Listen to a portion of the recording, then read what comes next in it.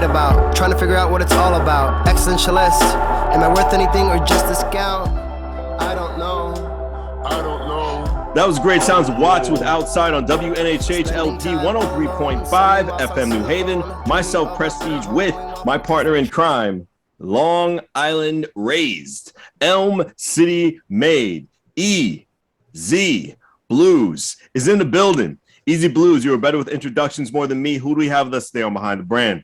See, ladies and gentlemen, what people don't really understand is it takes more than just the musicians out there to really establish a scene. It takes more than just the patrons that come out to see these musicians play to truly establish a scene. And this next person went from a tender, or as some people would like to say, five years in a row, the best bartender in our nice little New Haven County, went from a tender to a promoter, to the owner of a venue, an actual venue, not that there's anything wrong with the bars that happen to have a stage, but this is a place where music is presented that happens to have a bar. So I want you to put your hands together, not if you're driving. If you're driving, you keep your hands at 10 and 2 because we don't want any accidents, but put your hands together mentally for our next guest, the owner of the State House. Everyone knows, pause for applause. Carlos Wells. Brother, how have you been? Welcome, benvenue. Thank you. Thanks. No, I've been good. Thanks for having me. This is a treat. Most definitely. It's really good to have you here, buddy. Thanks. Go ahead, Easy. Uh-oh. Oh, froze up. We got a little freeze frame. He's back. He's back, man. The show goes on. Let's go, Easy. Am I back? Okay, good. This is all getting prepared. I don't even want to talk about interwebs. But what, a long journey to talk about, but what really took you from being just a fan of music to actually not only, being a phenomenal show promoter and producer, but then also owning a record label and now owning an actual performance venue? What kind of journey was that like? It was kind of a long, broke and meandering path that I followed there. I guess it kind of started in college. I started going to some shows in New Haven. I grew up in Bridgeport, so back there wasn't much going on. There was like a couple gigs here and there, usually in the basement of some house, that sort of thing. And I would go, as one does, and have as much fun as possible. And then just look forward to the next one. And it kind of became like an addiction that kind of like permeated throughout my whole life. Once I get into college, I decided to get involved more. So I started doing college radio, started working programs councils up at Central Connecticut State University, bringing shows in. And then moved to New Haven, started working some bars, started booking some shows, and everything else just kind of took me where I am now. So. No, that's awesome. And I also love the fact that, just so everybody knows this too, and I think is phenomenal about you as well, you encourage a lot of like the bartenders or like the sound people to also start to book shows and venture out into that type of aspect as well. And you don't really necessarily see that, in jobs. They want you, most employers just want you to be good at your job, not necessarily try to take theirs as well. So I want to give you your flowers for that. Oh, thanks. Well, I think it's important, and working in bars can be sometimes soul crushing in a way that you're just watching people devolve in sort of weird ways, and sometimes celebratory in nature, sometimes just what we do from day to day. So I decided to focus more on booking shows, which is why when I finally got the funding together, I opened up the State House with Slate, and it was kind of our opportunity to give people something to do. Like I wanted the focus to be more about the performances, not so much the drinking, even though that's pretty much our bread and butter. And with the people that work for me, we're all in it for the same reason. We want to be a part of it. We want to be, you think about these shows you go to and have the best time. They're celebratory in nature. Mm-hmm. You'll reminisce about it fondly. You'll tell people about it.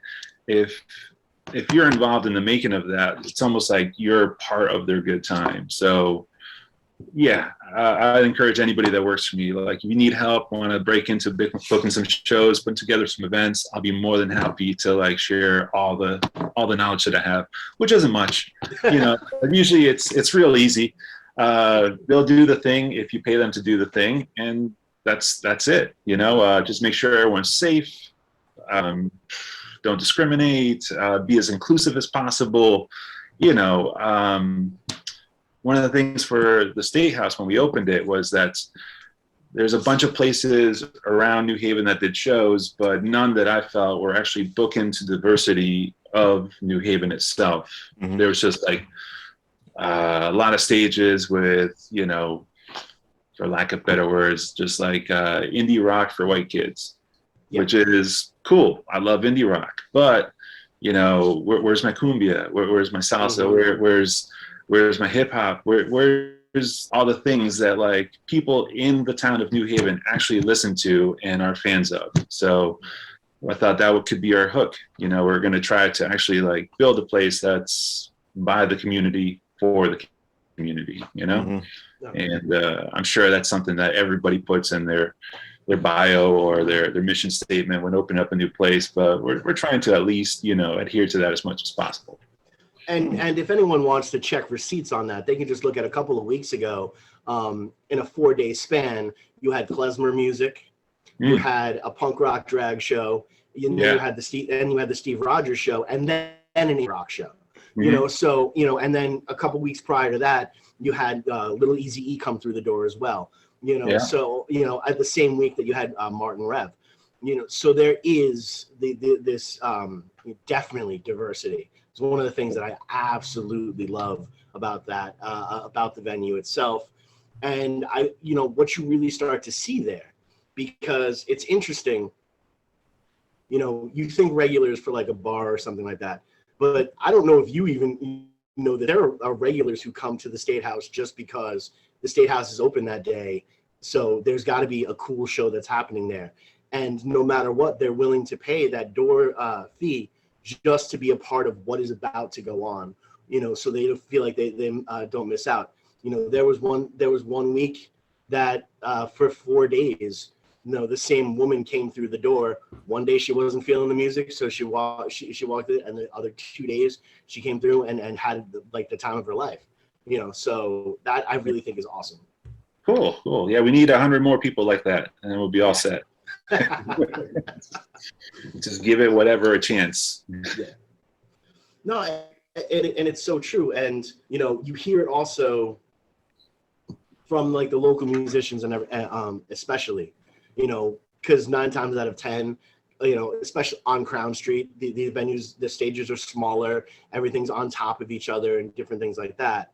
Plus, you know, if you're you're headlining a show, some of these places don't have the room to give you your own space or the green room aspect of it, you know, but that's one of the things that you guys do and provide for, you know, the acts, not just the big drawing acts. And I think that's really incredible because you get that experience and it's really necessary. Like as a musician, and as an act that's trying to grow, it's important to get that experience now.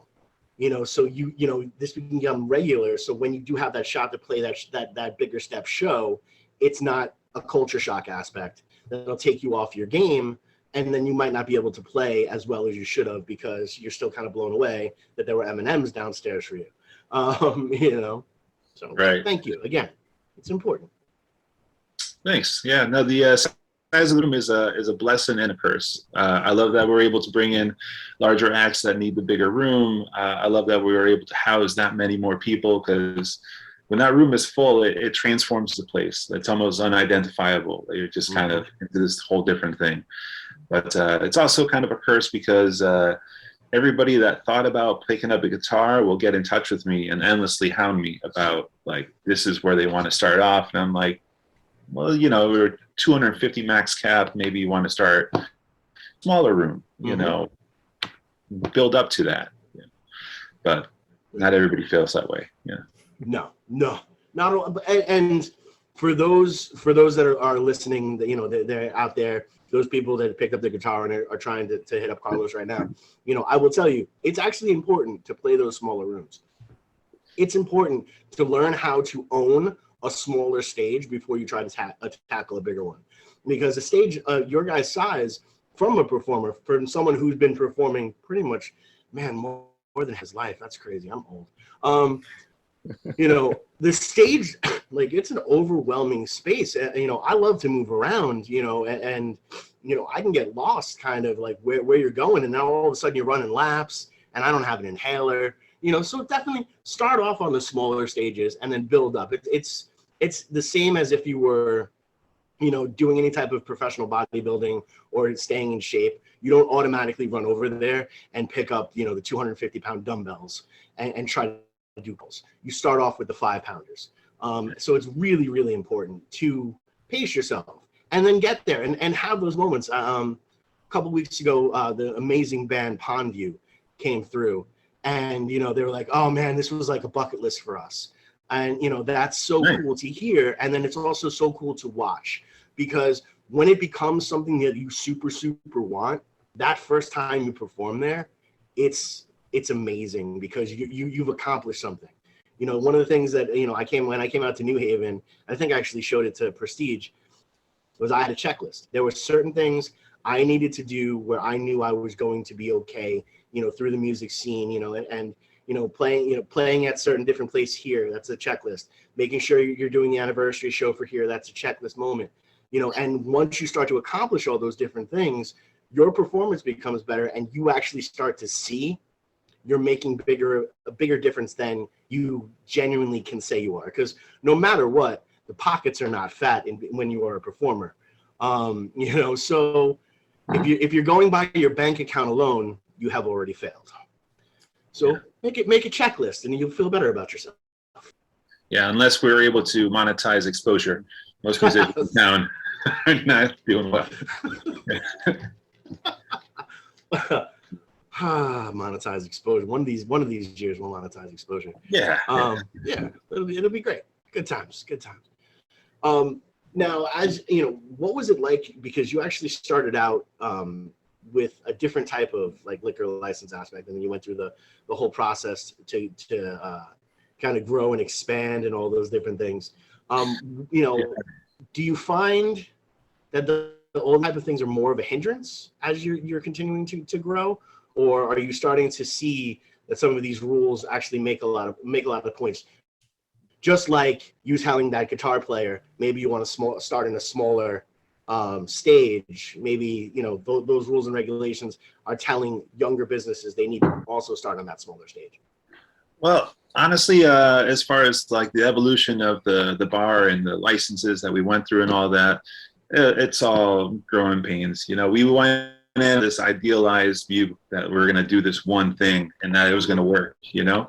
And then about 3 months into it, when you realize that that's not really taking off the way you wanted it, you're like, all right, how can we pivot to stay alive? And that's the skill, I think, that's the most necessary with musicians, with people in the industry, promoters, anybody. Just being able to think on your feet and not panic. Because while we're getting ready to open up the venue, you know, just to give you a financial background to me, I'm totally broke, and my partner also.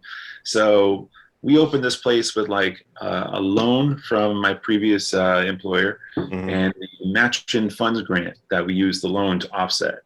And, you know, we had just enough money to open doors, and that's it. So like we didn't make it in that first week, for second week, then, you know, grand opening, grand closing, you know, all within a month of each other. So, yeah, so we're constantly like, you know, freaking out inside, keeping it cool, and then trying to figure out how we can remedy the situation from where we are. The one thing I will tell you about the tavern license is that it was just so not worth it.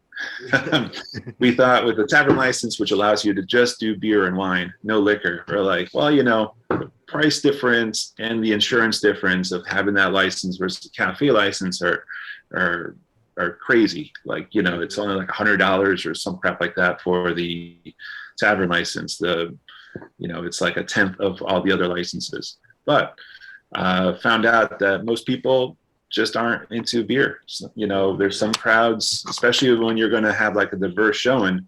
Not every scene is to drinking beers. A lot of people just want to have a mixed drink here and there, that sort of thing. And if you don't have what they want, they're just you're not getting anything out of it. They'll just stand there for the duration of the show and then roll out and go drink somewhere else. Yeah. So it's like, well, that was a big fat waste of time. But you know, you learn, you move on, you adapt, and then you hope the next time you get it right. Man, I absolutely love it, and I want to thank you for sharing that, because I'm sure there's a whole bunch of people who are like, I didn't even think about that. And that makes complete and total sense. Now, you don't just sit and deal with like the book. Now, again, this is post-pandemic. So pre-pandemic, it wasn't just necessarily about like the bookings of the phenomenal local shows that have some touring, that also had some touring aspects, you know, like Cheshki and different things like that. You were also bringing in multicultural performances, some of the best ones out there, where the party was just incredible. That's a big part of the mission statement of the State House, and a big part of who you guys are. How did that start? It starts because I'm a nerd for records. Before opening up the venue, I would DJ some places. I would just get really, really nerdy about like, you know, world music and psychedelic music and stuff like that, just amass records. And then when we opened, I actually tapped my friend Rick Ramonte, who Shockey Presents. I wanted to bring him in and be like head of booking. So at that time, the whole thing was we're going to have like at least one international show a month. And I think at one point we realized that we had like bands arriving from Africa like every other week, which was awesome personally, like loved every second of it.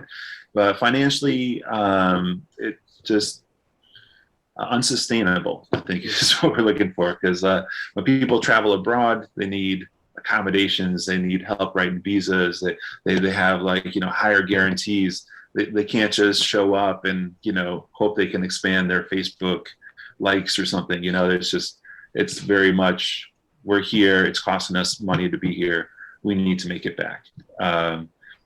So that was a bit rough at first, you know, but people started kind of dialing into what we were doing. People started showing up, just giving it a chance, as you said before. And that was fantastic. The pandemic hit, not a lot of people traveling overseas. You know, a lot of tours were rerouted, canceled. It's all starting to come back now, but since it was I think we were shut down. I was literally sitting on my hands for like a year and a half. Mm-hmm. That it's like, let's wade in the water on this one. We'll just get mostly local regional bands back in, just to kind of like get everything back up and running, and then introduce a couple like international acts here and there. You know, Rick is actually putting a couple of those shows together over at Cafe 9. And yeah, actually this August, I think it is, Meridian Brothers are going to be there. They're like a psychedelic cumbia band from Colombia that like I'm so excited about. I'm willing to close down the State House just so we could all go and check it out, because that band's phenomenal, like really, really great. But yeah, we're hoping to get back to more of that, because that's really what it's about. You know, like we could all eat chicken every night of the week and we'll be happy, but you know, a little diversity might be nice. Might experience something that we never thought we'd like. So sure. No, that's definitely true. And you start to see that too. You know, already it's been you know a short career as you know the State House itself, but there's been these phenomenal like defining music cultural moments, at least for the New Haven scene. Yes, just had the Steve Rogers show, but the first Steve Rogers show, I mean, the atmosphere and everything of that show, you could just tell it was an important moment for the music scene of New Haven. And it couldn't have happened anywhere else but the State House. Was that kind of the plan? Because that seems to be what the plan was, or what the hope was. You can't necessarily plan to be a cultural spot, but you can hope to. I think we wrote that in our mission statement, but yeah. There you go. I have a copy of the mission statement here. I'm just reading the questions off of the mission statement. Do you on WNHHLP 103.5 FM New Haven, myself, Prestige, and my partner in crime, Long Island Rays, Elm City made EZ Bluez is in the building. We got Carlos Wells with us with the State House on Behind the Brand. Go ahead, Carlos. All right. What were we just saying? Yeah, I think I lost his train of thought. That was usually my tagline. Well, go ahead, Easy I was Bluez. saying, you guys have had a short history. But even in that history, you guys have had these culturally defining moments for the scene of New Haven, like the Steve Rogers show, or I think pre-pandemic, there was a Chesky show that was completely sold out. And he had like a full band up there, which you don't necessarily see. So was that kind of, the grain? Was that sitting there in the foundation of what the State House was going to be, or did that just become what the State House is? Well, those moments that you're referencing, that's the target. That's what we want to do all the time. I want every show to be like, that significant, where people come out and have the best time possible. Like, whether it's like a total local reunion of alumni, like the Steve Rogers show, or it's, some sort of weirdo band that we never see in these parts. Like the first time Feelies played in the area, the Madhu Mokhtar show that we had was just one of the first shows where the place was just bombed out. Like, tried to get out from behind the bar to go collect glasses and didn't make it more than 5 feet, and just turned back and said, well, it's going to do what it's going to do. People are going to show up with more glasses, I guess, because there's no way I'm getting through that crowd.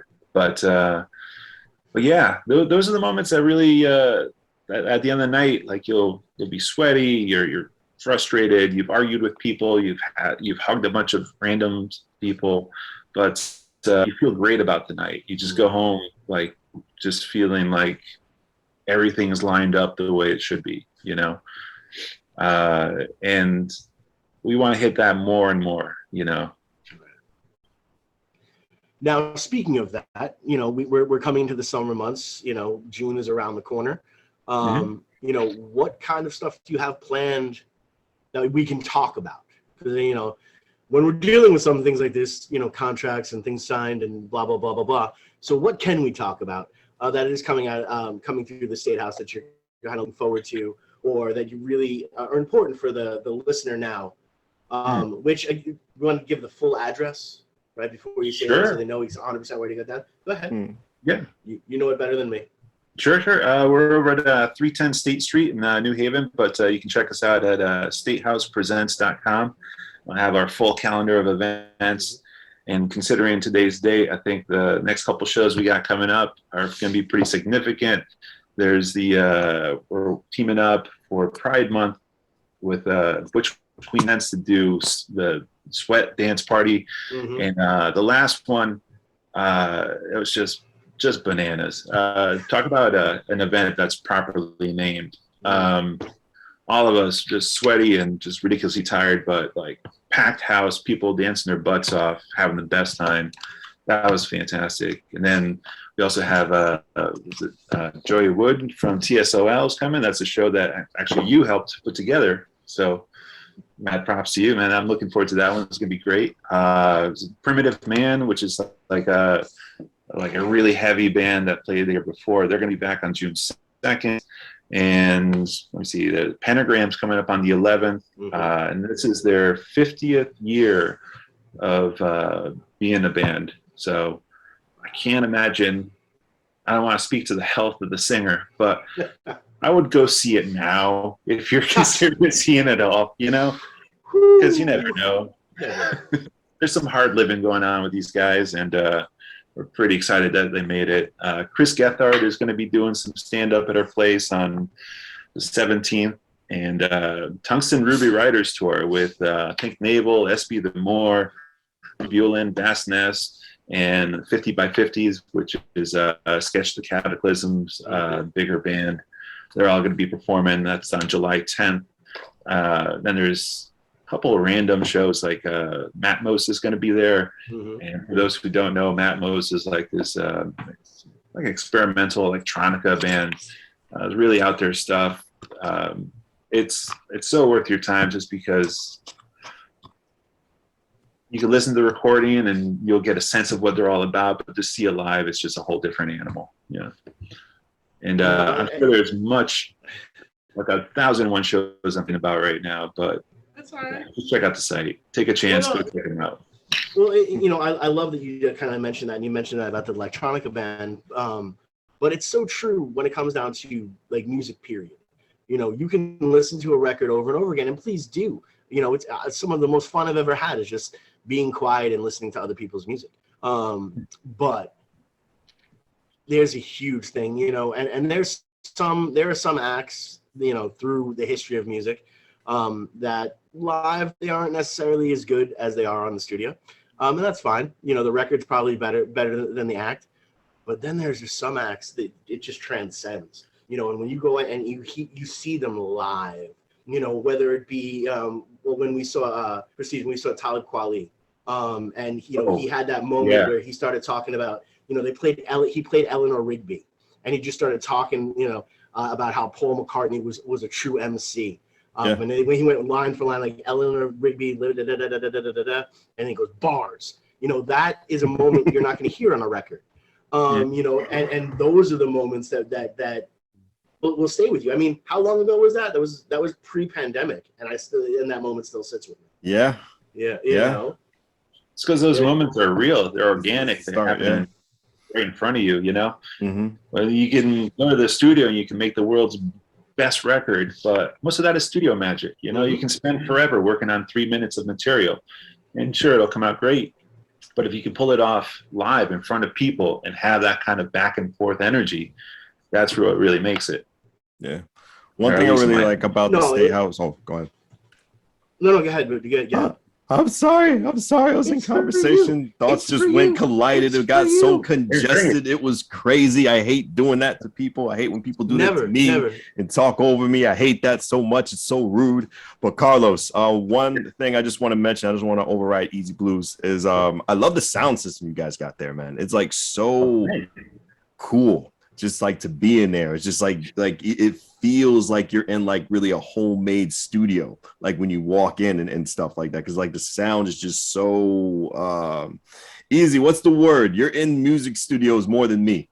Like, this, like what's the right terminology when you walk into great sound? Because I don't want to sound. First of all, for everyone who has not been in of course the State House, it has been said by many different musicians. It's been said by a ton of different patrons that go to different shows. It is the best sounding room in New Haven. Oh yeah. I'm counting for the two big spots. You know what I mean? There's a warmth to it. And even talking about like those moments that, those must see moments.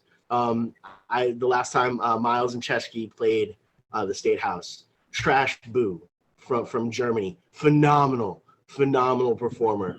But literally his second song in, he goes, okay, who's ready to give me shoulder rides? And this was his second show ever in America. He'd never met anybody other than like the people he was touring with, and he just jumped on a random guy's shoulders for an entire song, and it was such a beautiful moment to see. But again, you're never going to capture that on a record. But to get back to the sound aspect, during the pandemic, you guys actually took the time and kind of refined yourselves. And one of those things is adding those extra sound panels in there as well. But did you guys kind of get lucky? Like, speaking with Mike, and speaking with different aspects, and for some reason in New Haven, I will say it's definitely New Haven. There are certain rooms that aren't supposed to sound as good as they do, and there are other rooms that should sound better, but they don't. Did you guys get lucky with that aspect? Yeah, well, at least Mike says that for the first while you guys were getting lucky because the room just was sounding beautiful. And then you get those new panels up. So yeah. Yeah. So I mean, prior to opening up the State House, every room that I ever worked in was kind of like piecemeal. Like I did a couple of basement shows where like, you know, if the PA was not powerful enough to get your vocals, then, you know, you're going palms up like, we're doing instrumentals tonight, you know. And prior to that, the first room I booked in town was Rudy's. And that was like maybe half the band can fit on the stage. The rest is going to have to kind of mingle amongst the crowd. The PA is only going to capture so much. But I remember when Daniel Street was a club over in Milford, I went there and I thought that had like the best sound of any club that I'd been to in Connecticut. So that was John Conine and AJ from AJ Sound. That was their place. And when we were getting ready to open up, I went to them and I was like, here's the room. I think that room's going to sound fantastic just because of the shape, you know, it's got room for the sound to kind of go up. And, you know, it's a wider than it is longer room. So you can like kind of like make that sound boom. And they did a great job putting together a package. They set it up. And the crazy thing is that like we had spec'd the room out, put everything together. And prior to us opening the State House, it was just a big open warehouse space. Like we brought everything into there, including running water, electricity, like everything. Wow. But the landlord was supposed to replace the roof. And one day when we showed up with the stage that like we had bought from this dude in Brooklyn, they took the roof completely off. So walking into it felt like going into like the ruins, the Colosseum or something, you know, it's just like, oh, a whole lot of skylight happening in this room. Oh man. And then they put in a tin roof, a tin ceiling, which like bugged me out because I was like, all right, so like sound travels faster through metal than it does open air. So what they did was they basically transformed our place into just a giant speaker, which would be super problematic with neighbors and everything like that. Because like, you know, if you work in this business long enough, you know that as soon as people start having too much of a good time, someone from the city is going to show up and tell you to stop. So I didn't want anybody knowing what we're up to, what we're doing, or like I didn't want to like raise a flag saying live music going on here. Unfortunately, that's what happened. So then the first chance we got, we wound up getting a bunch of soundproofing material, and we took all these like floating clouds from the Grove space, which is my partner Slate's old place. And we just hung up, I think we hung up like 48 of them. So that, what it did was it helped kind of keep the sound in the room. And it also helps keep all the high-end frequencies under control.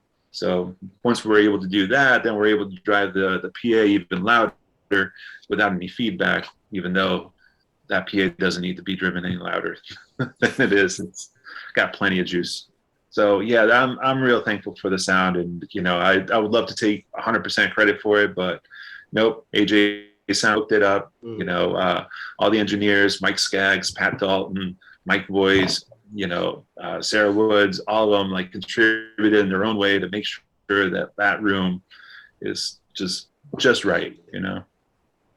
And it definitely is. It definitely is. Now, as you move forward and different type of aspects, one of the things that I absolutely love about it, but a lot of people are like, oh, you know, they have trouble necessarily finding the location because you're pushed back a little bit. You know, what I usually tell people is, you know, you make the right onto State Street off of Chapel, and then you make another right as soon as you can. You know, have you a thought of maybe putting the neon sign and stuff up there, or does that fall kind of under the, hey, we don't want to let people know we're having a good time? I'm not so concerned about the signage. I mean, I don't feel that it's going to be a red flag for us in that respect. But the only reason why we're holding off on it is that while we've been there, the ownership of the building kind of has like changed hands, and now there's a possibility of them building right in front of us. And if that's the case, I kind of want to work on getting signage for the Orange Street entrance, because there's going to be a causeway from Orange Street, which is next to Elm City Games, to us. Right. And honestly, I think that's kind of a nicer walkway to the venue. So, you know, if they do decide to build in front, like, you know, they've been threatening for a while, then we're going to try to like make the other way the way in, and then just kind of work on that. Nice. Yeah. Makes sense. Yeah, and it is a fun little walkway too. I was blessed enough during the Steve Rogers show. They also had the night market. So it was nice to kind of tie those two events in together. And also, it's a really good spot for, like, say, those younger musicians that are having a little bit of trouble drawing or something like that.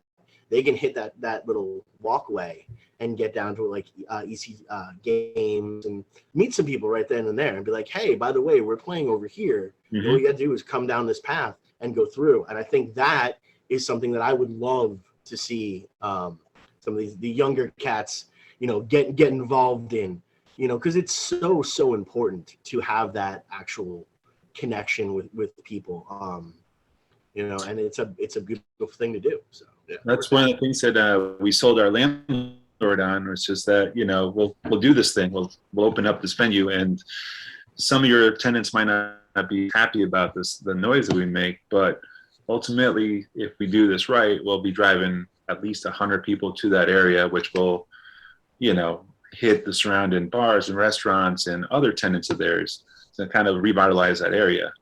And yeah, that's been proven true, actually, which is pretty neat. But remember, a long time ago, I used to work with Paul over at Cafe 9, and he was talking about the evolution of 9 Square and how, when I was a kid, I used to drive to New Haven to go see shows. And like, when I would go down to like the tune-in, you'd go by, like, every other building was abandoned or boarded up. And it was just crickets and, like, you know, tumbleweeds in that neighborhood, you know? And it was freaking glorious, just because it was, you know, as a young guy going to check out music, that whole neighborhood was yours. You felt like, you know, it was frontier days, you know. But as more people start venturing to that area, as we start doing these events that, like, you know, drive numbers down there, other people take notice. And next thing you know, like, abandoned building becomes like, you know, high-end yoga studio, or like, you know, high-priced apartments. And next thing you know, we can't make noise or live there as cheaply as we once did. And, you know, gentrification.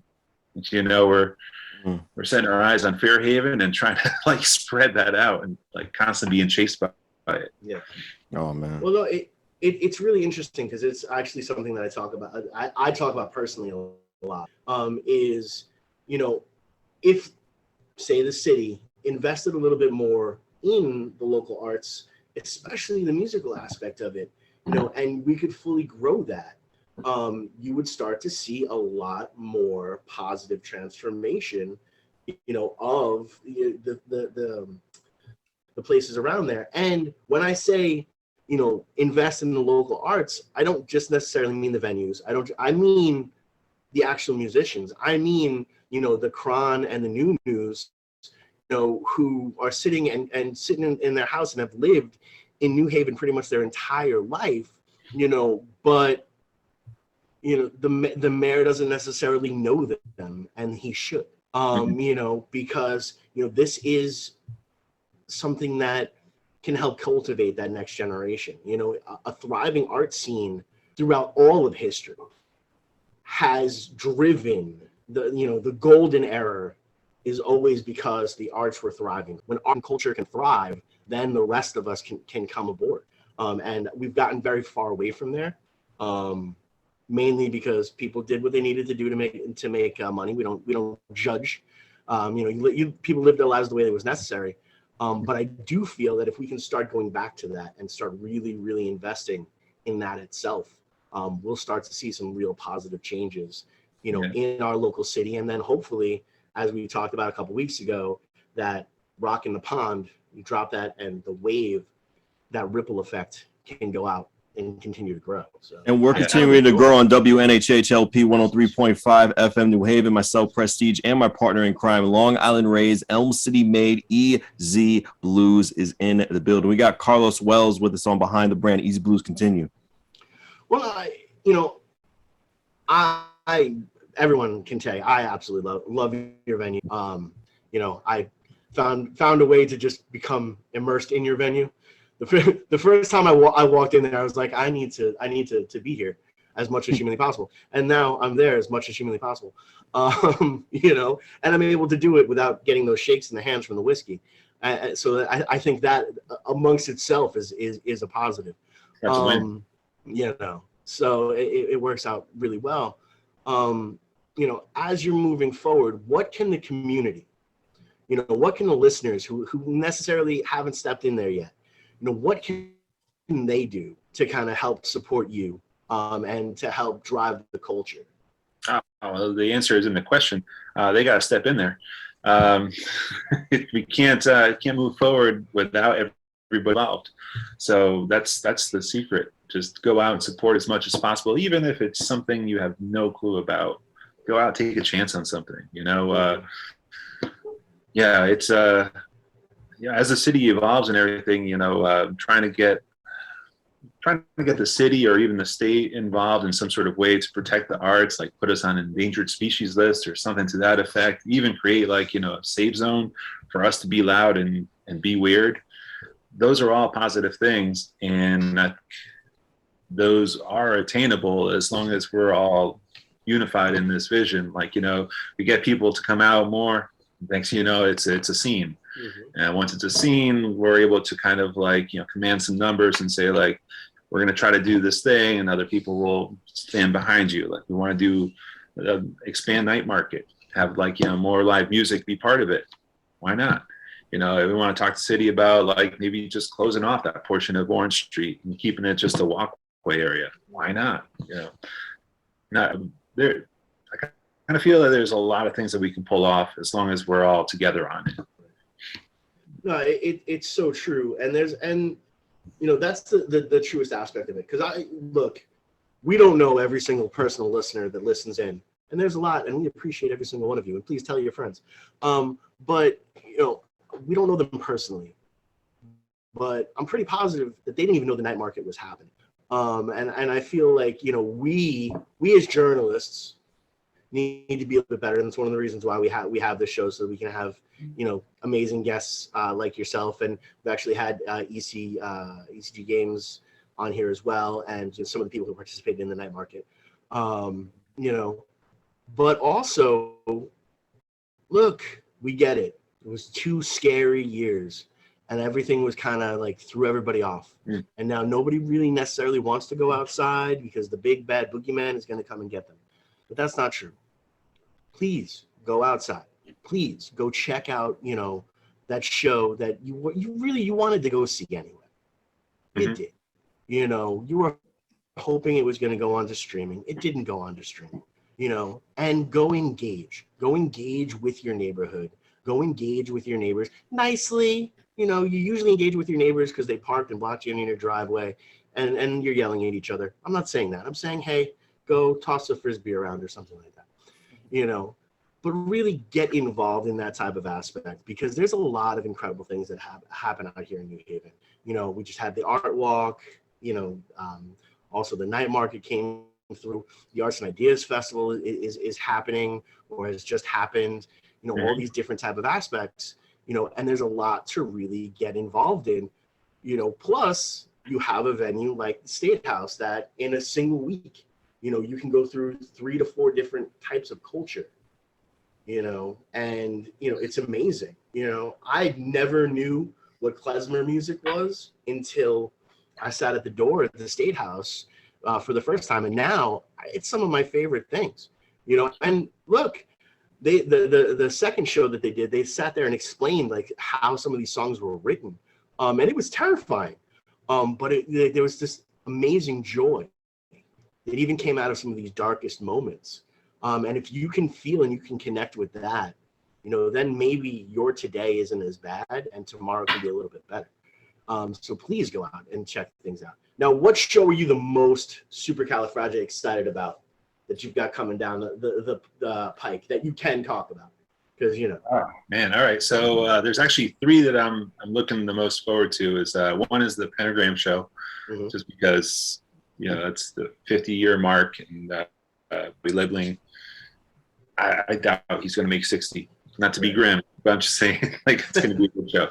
Right. The other one would be the Matmo show, which is just experimental weirdness. It's going to be great. In June of 44, in this November or October, this fall, it's coming this fall. June of 44 is going to play. They're one of these bands that, like, from Louisville, Kentucky. They're just they put out just bomb record after bomb record after bomb record, and it's actually. When I first moved to New Haven, I think Engine Takes Water might have been like one of the first records that I bought for a turntable. And I was just like, all right, this is going to be the start of a whole new chapter of my life.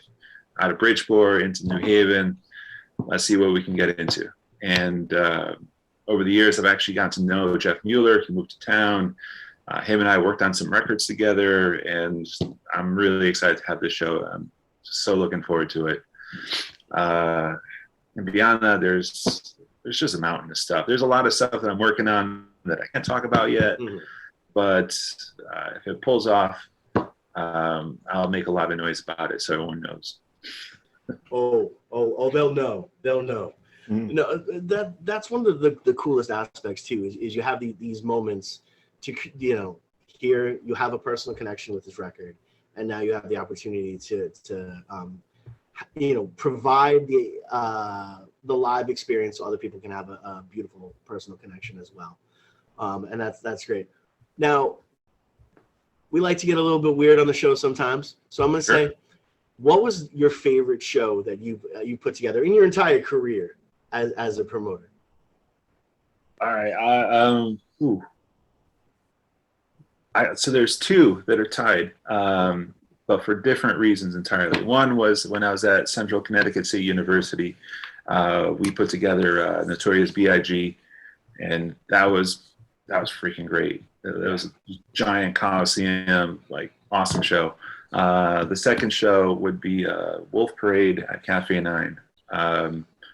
Wolf Parade, most listeners now are probably have to Google this, but let me just save you the time. They're a very popular indie rock band from like the early 2000s. One of the agents I was talking to at the time told me about the band and how Isaac from Modest Mouse produced their record, and it's going to be a big deal. So we had a handshake agreement to have them at Cafe 9, and the guarantee was $150. 2 days after we made that agreement, the record came out. It got like incredible reviews, and then like their tour just upgraded, and their shows went from like $5 cover to $20 to get in 2002, which is like $1 million now. But so we still had that on the books for that much money, and it was like incredibly glorious night. Like, dudes drove down from Canada to come see that show. Wow. It was like pouring rain, and people were just standing outside hoping that someone would tag out so they go in and take their spot. And the guys in the band were like super friendly and really nice. I actually just opened up Firehouse 12, so I wasn't even at that show. I like stopped in for like a couple minutes here and there just to check it out, but I was absent. So after that show, the band came over to Firehouse 12. We drank whiskey. They helped me mop the floors. I found a place to crash, and then they were off. And then like a month later, they came back to play Toad's Place to another sold out crowd. So I was like, that was quite the jump. And I was pretty excited about that. That is so cool. That is so cool. All right. Now on the flip side of that, what is the weirdest? What's the show you're like, yeah, we walked away from this one. It's okay. What's the weirdest show that you pulled off where things just kind of just started off going wrong and never got better? A long time ago when I was at Rudy's, I booked the Beer Scouts of America, which were like a popular local punk band that did only songs about beer. And then they recommended that I hire this band called Moist Chicken. Really repugnant name, but it's just like, all right, we'll try it. What the hell, you guys? This is your show. This is who you want as an opener. And that band showed up, and part of their act was the singer, who was kind of a heavier set dude, did a song which I don't think is actually safe for radio to tell you what the name of the song was. Thank you very much. Performance, you got it. Stripped down to a thong and then tarred himself and feathered himself, like ripped open a pillow. He had like maple syrup all over himself. And oh my God. Yeah. And whenever I see stuff like that as a person that works a place, you know, like when everyone like fires off a confetti gun, I'm like, damn it, I got to clean that up. You know, like that's the first thing that jumps in my head. When I saw the feathers start flying around that side room at Rudy's, I was like, oh, we're going to be sweeping these things up for freaking months. And yeah, that's exactly what happened. Well, enough about him. Let's talk a little bit more about you.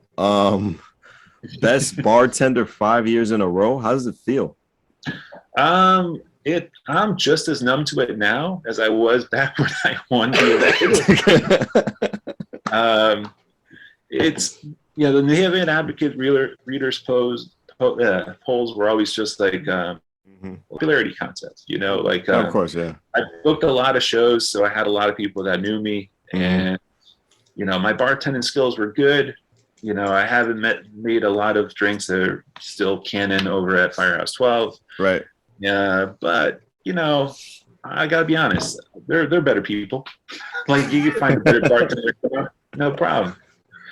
It's just that I was friendly and made people feel at ease, and that's usually the whole thing. Usually how you do it. It's just your connections with people. You know, you may not make the best drinks in the world, but you may have the best connections in the world.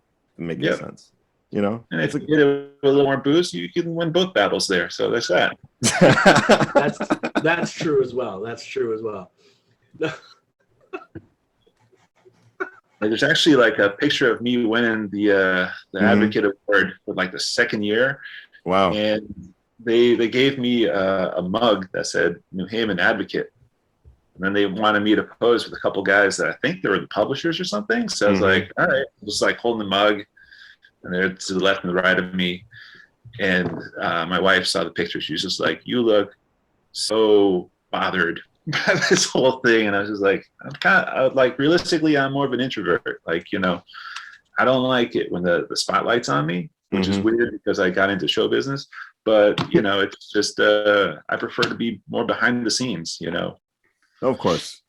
I'm a little bit introvert as well too. So this radio thing is just like kind of opening up my shell like each and every day. So I totally understand and everything. Like it's really cool behind the scenes. I think the best part about being an introvert, you like to see others around you win.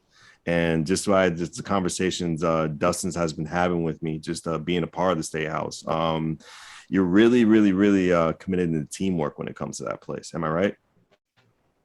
Yeah, definitely. I mean, teamwork makes the dream work, right? Of course, man.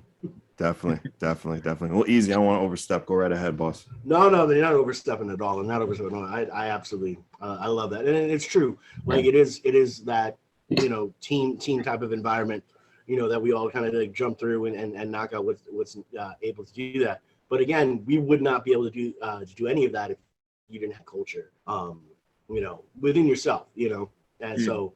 Again, don't not give yourself credit, you know, because even in the awards, to me, the best bartender isn't the guy that can make the drink spot on.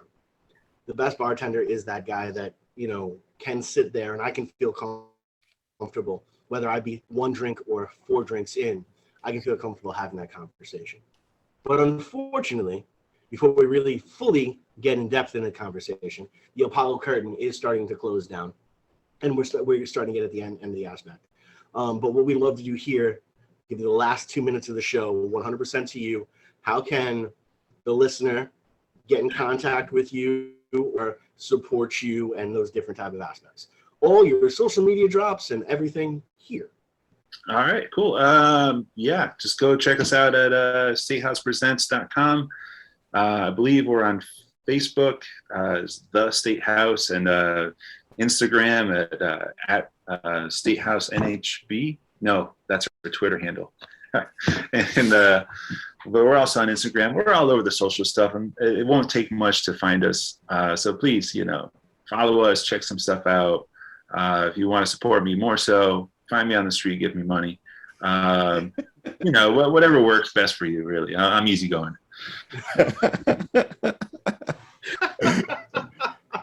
No, for real though. If you find him on the street, and if you find me on the street, just tell me the money is for Carlos.